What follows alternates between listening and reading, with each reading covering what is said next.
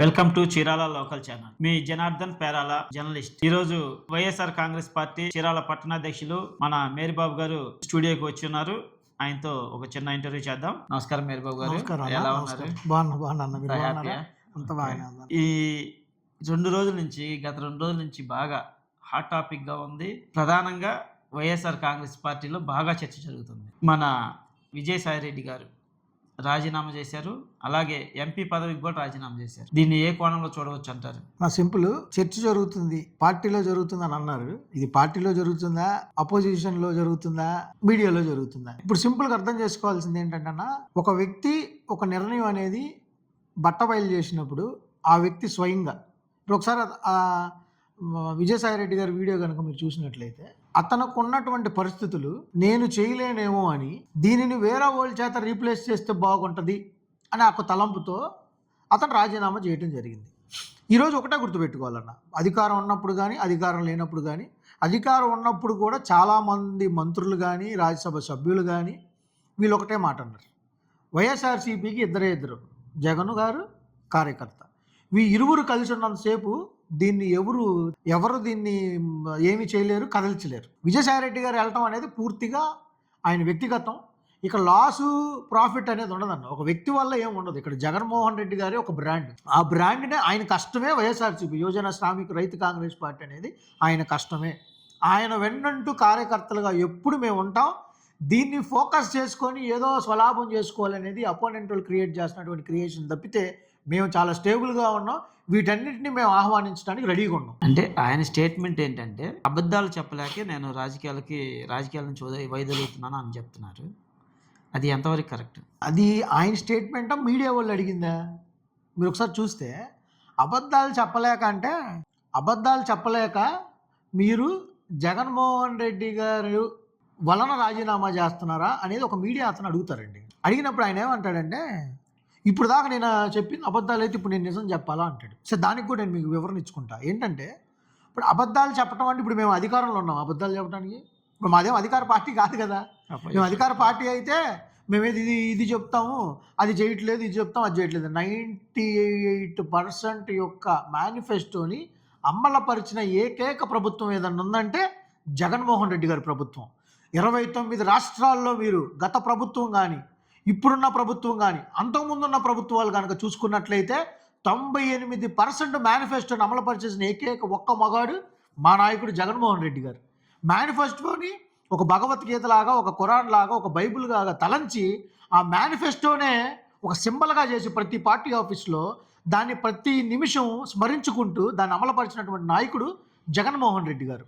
ఈరోజు ఒక వ్యక్తి వెళ్ళిపోవటం ఉండటం అనేది అతని పర్సనల్ విషయం.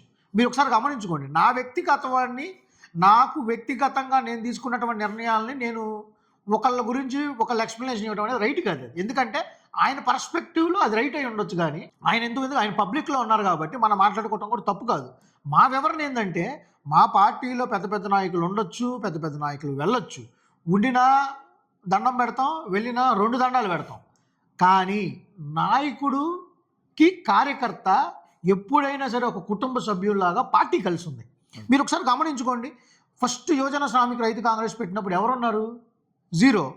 రాజీనామా చేసి వచ్చినటువంటి నాయకుడు జగన్మోహన్ రెడ్డి గారు, విజయమ్మ గారు, వాళ్ళు ఇరువురు రాజీనామా చేసి వచ్చి ప్రజాక్షేత్రంలో గెలిచి ఇద్దరితో స్టార్ట్ అయినటువంటి పార్టీ ఇది.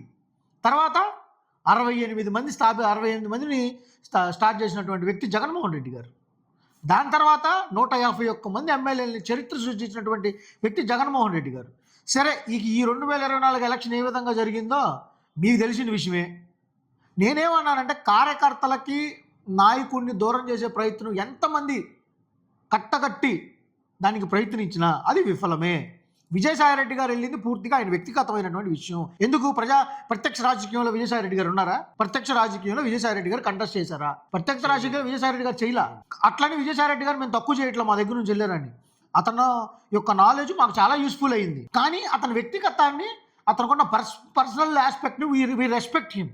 ఆ రెస్పెక్ట్తో వచ్చేటటువంటి మాటలే ఆయన చేసినటువంటి దాన్ని మేము అక్నాలెడ్జ్ చేస్తాం. విజయసాయి రెడ్డి గారి పదవీ కాలం ఇంకా 2-3 సంవత్సరాలు ఉంది. అది పార్టీకి నష్టం కాదంటారా? సార్ నేనంటే అదే సార్, ఇప్పుడు విజయసాయి రెడ్డి గారికి ఇంకా 3 సంవత్సరాలు టెన్యూర్ ఉన్నట్టుంది. సో ఫ్రీగా వెళ్ళటం అనేది నష్టం.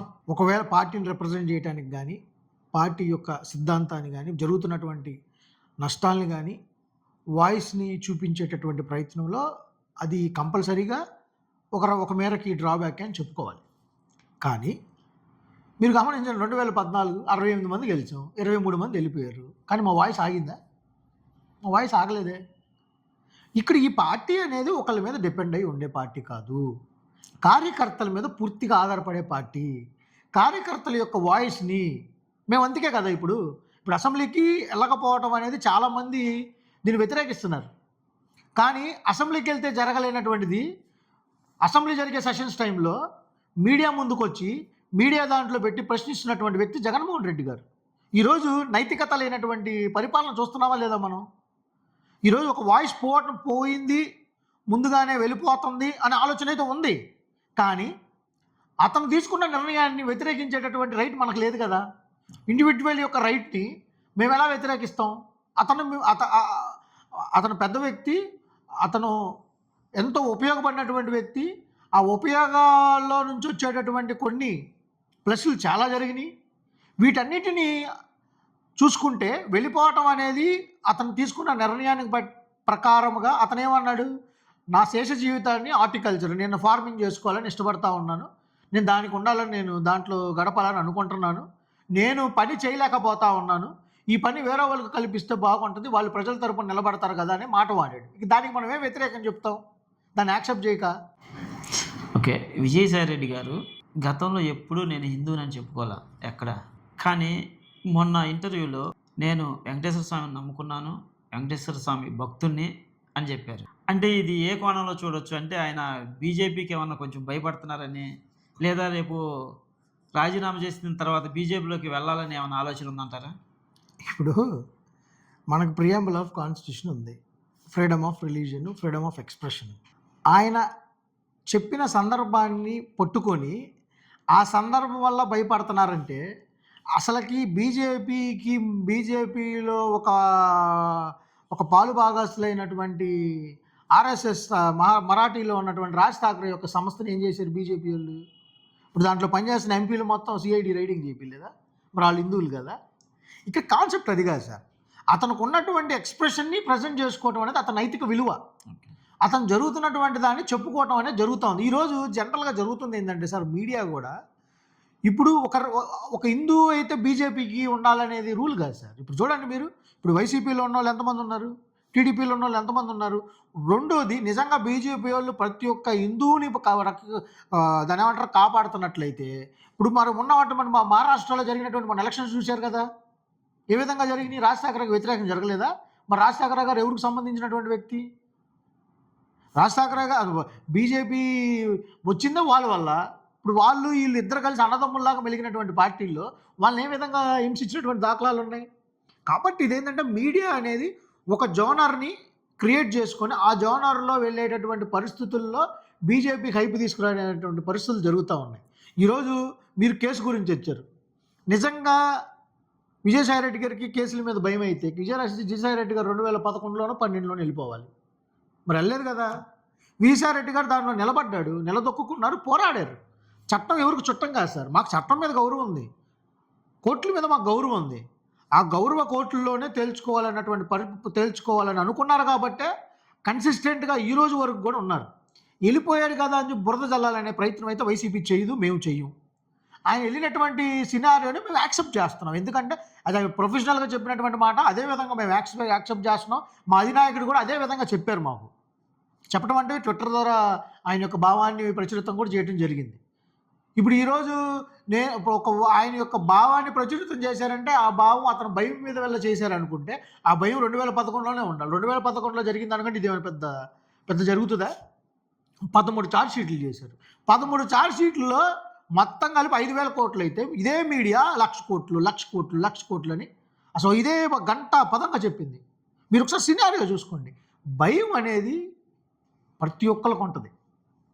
ఆ భయం ఒకళ్ళ మీద రాదు, ఒకళ్ళ వలన రాదు, దేవుడి మీద భయం ఉంటుంది. ఓకే మేరీబాబు గారు, విజయసాయి రెడ్డి గారు రాజీనామాతో పాటు ఇంకా కొంతమంది రాజీనామా చేయడానికి సిద్ధంగా ఉన్నారని సోషల్ మీడియాలో బాగా ప్రచారం జరుగుతుంది. అందులో అయోధ్య రామిరెడ్డి గారు ఉన్నారు, కొడాలి నాని గారు ఉన్నారు, ఇంకా కొంతమంది కూడా రాజీనామా చేస్తాము అని చెప్తున్నారు. దీనివల్ల పార్టీ బలహీనపడుతుందా?